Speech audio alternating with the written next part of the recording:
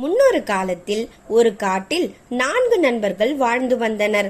அவை ஒரு எலி, ஒரு காகம், ஒரு மான் மற்றும் ஒரு ஆமை. இவர்கள் இயல்பில் மிகவும் வித்தியாசமானவர்கள். இருப்பினும் இவர்கள் சிறந்த நண்பர்களாக இருந்தனர் மற்றும் தேவைப்படும் போது எப்போதும் ஒருவருக்கொருவர் உதவிக்கு வந்தனர்.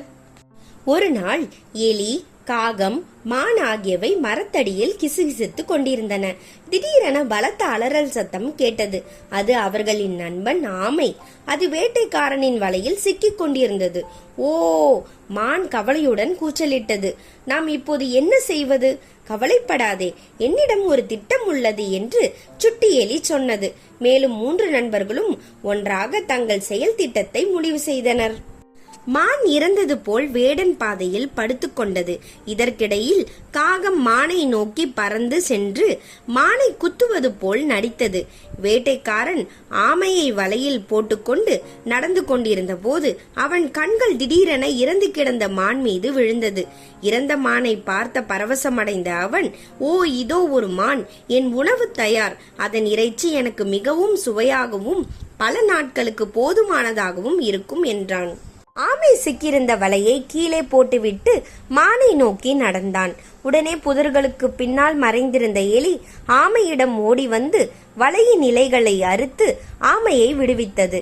வேட்டைக்காரன் ஆமையை மீண்டும் பிடிக்கும் முன் அது நடந்து சென்று அருகில் இருந்த புதர்களுக்கு பின்னால் ஒளிந்து கொண்டது. ஆமை விடுபட்டதை கண்ட காகம் சத்தம் போட்டுக்கொண்டு பறந்து சென்றது.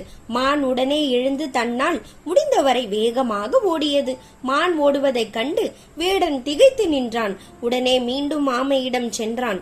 ஆனால் தன் வலை கிழிந்து கிடப்பதையும் ஆமை எங்கு இல்லாததையும் கண்டு ஏமாற்றம் அடைந்தான். நான் இவ்வளவு பேராசையுடன் இருந்திருக்காவிட்டால் என்று அவன் நினைத்தான். 4 நண்பர்களும் தங்கள் செயல் திட்டம் தங்கள் அன்பான நண்பர்களில் ஒருவரின் உயிரை காப்பாற்ற எப்படி உதவியது என்பதை கண்டு மகிழ்ந்தனர். எதிர்காலத்திலும் எப்போதும் ஒற்றுமையாக இருப்போம் என்று உறுதியளித்தனர். இந்த கதையிலிருந்து நம்ம என்ன தெரிஞ்சுக்கிறோம்னா, ஒன்றுபட்டால் நிற்கிறோம், பிளவுபட்டால் வீழ்கிறோம். இது போல சுவாரஸ்யமான கதைகள்லாம் நீங்க தெரிஞ்சுக்கணும்னா மறக்காம கதை சொல்லும் பட்டாம்பூச்சியை பாருங்க. நன்றி, வணக்கம்.